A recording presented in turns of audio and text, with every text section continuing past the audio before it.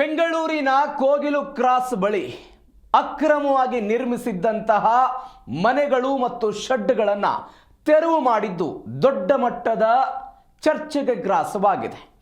ಈ ವಿಚಾರಕ್ಕೆ ಸಂಬಂಧಪಟ್ಟಂತೆ ಮುಖ್ಯಮಂತ್ರಿ ಸಿದ್ದರಾಮಯ್ಯನವರ ಜೊತೆಗೆ ಇವತ್ತು ಹೈ ವೋಲ್ಟೇಜ್ ಸಭೆ ಇದೆ.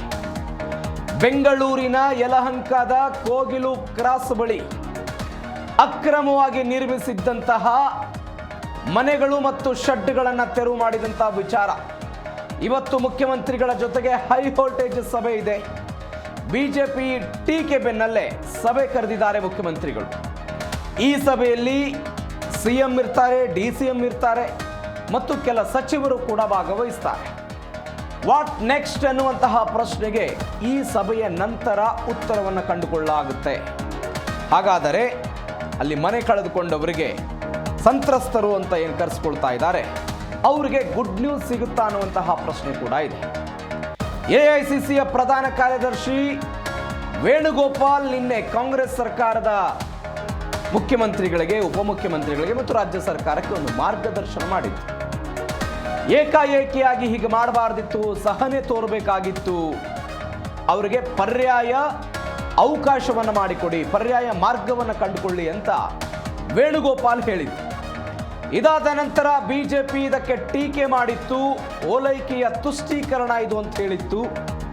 ಬಿಕಾಸ್ ಅಲ್ಲಿ ಬಹುತೇಕ ಶೆಡ್ಗಳಿದ್ದದ್ದು ಮುಸ್ಲಿಂ ಸಮುದಾಯಕ್ಕೆ ಸೇರಿದಂತಹ ಸಮುದಾಯದವರದ್ದು. ಈ ಬಗ್ಗೆ ಪಕ್ಕದ ಕೇರಳ ರಾಜ್ಯದ ಪಿಣರಾಯಿ ವಿಜಯನ್ ಕೂಡ ಟ್ವೀಟ್ ಮಾಡಿದ್ರು. ಅದು ವಿಪರೀತವಾದಂಥ ಚರ್ಚೆಗೆ ಗ್ರಾಸ ಆಗಿತ್ತು. ಕೇರಳದ ಒಬ್ಬ ಸಂಸದರು ಕೂಡ ಬಂದು ಆ ಸಂತ್ರಸ್ತರನ್ನ ಭೇಟಿ ಮಾಡಿ ಹೋಗಿದ್ರು. ಅಂದರೆ ತ್ಯಾಜ್ಯ ವಿಲೇವಾರಿ ಮಾಡೋದಕ್ಕೆ ಇದ್ದಂತಹ ಈ ಜಾಗ 80 ಕೋಟಿ ರೂಪಾಯಿ ಬೆಲೆ ಬಾಳ್ತಾ ಇತ್ತಂತೆ. ಈಗಾಗಲೇ ಸಂತ್ರಸ್ತರಿಗೆ ನೋಟಿಸ್ಗಳನ್ನು ಕೊಡಲಾಗಿತ್ತು, ಈ ಜಾಗವನ್ನು ನೀವು ಖಾಲಿ ಮಾಡಬೇಕು ಅಂತ. ಆದರೆ ಯಾರೂ ಕೂಡ ಖಾಲಿ ಮಾಡಿರಲಿಲ್ಲ. ಮೊನ್ನೆ ಸೂಕ್ತ ಭದ್ರತೆಯೊಂದಿಗೆ JCBಗಳನ್ನು ತೆಗೆದುಕೊಂಡು ಹೋಗಿ ಅಲ್ಲಿ ನಿರ್ಮಾಣ ಮಾಡಿದ್ದಂತಹ ಎಲ್ಲ ಈ ಶೆಡ್ಗಳೇನಿತ್ತು, ಮನೆಗಳೇನಿತ್ತು ಎಲ್ಲವನ್ನು ಧ್ವಂಸ ಮಾಡಲಾಗಿತ್ತು, ನೆಲಸಮ ಮಾಡಲಾಗಿತ್ತು. ಇದಕ್ಕೆ ಪಿಣರಾಯಿ ವಿಜಯನ್ ಒಂದು ಸ್ಟೇಟ್ಮೆಂಟ್ ಮಾಡಿದರು. ಉತ್ತರ ಪ್ರದೇಶದಲ್ಲಿ ಹೇಗೆ ಬುಲ್ಡೋಜರ್ ವರ್ಕ್ ಆಗ್ತಾ ಇದೆ, ಹಾಗೆಯೇ ಸಂಘ ಪರಿವಾರದ ಮತ್ತು ಮುಸ್ಲಿಂ ವಿರೋಧಿಯ ನೀತಿಯನ್ನು ಕರ್ನಾಟಕ ಕಾಂಗ್ರೆಸ್ ಸರ್ಕಾರ ಅನುಸರಿಸ್ತಾ ಇದೆ ಅನ್ನುವಂಥ ಒಂದು ಟ್ವೀಟ್ ಮಾಡಿದರು. ಅದಕ್ಕೆ ಸಿದ್ದರಾಮಯ್ಯನವರು ನಿನ್ನೆ ಪ್ರತಿಕ್ರಿಯೆ ಕೊಟ್ಟರು. ಪಿಣರಾಯಿ ವಿಜಯನ್ ಎಲ್ಲವನ್ನ ತಿಳಿದುಕೊಂಡು ಮಾತನಾಡಬೇಕು, ರಾಜಕೀಯ ಟೀಕೆ ಟಿಪ್ಪಣಿ ಸರಿಯಲ್ಲ, ಇವರಿಗೆ ನೋಟಿಸನ್ನು ಕೊಡಲಾಗಿತ್ತು, ಈ ಜಾಗ ಪಾಲಿಕೆಗೆ ಸೇರಿದ್ದು, ಇವೆಲ್ಲವೂ ಗೊತ್ತಿದ್ದಾಗಲೂ ಕೂಡ ನಾವು ಇದನ್ನು ಕಾರ್ಯಾಚರಣೆ ಮಾಡಿದ್ದೀವಿ ಅಂತ ಸಿದ್ದರಾಮಯ್ಯನವರು ಹೇಳಿದರು. ಇವೆಲ್ಲದರ ನಡುವೆ ಎಐಸಿಸಿ ಪ್ರಧಾನ ಕಾರ್ಯದರ್ಶಿ ವೇಣುಗೋಪಾಲ್ ಒಂದು ಟ್ವೀಟ್ ಮಾಡಿ ಆತುರ ತೋರಬಾರದು, ಸಂಯಮದಿಂದ ಇಂಥದ್ದೊಂದು ಕೆಲಸವನ್ನು ಮಾಡಬೇಕು ಅಂತ ಹೇಳಿದಾಗ ಬಿಜೆಪಿಯವರು ಟೀಕೆ ಟಿಪ್ಪಣಿ ಮಾಡೋಕೆ ಶುರು ಮಾಡಿದರು.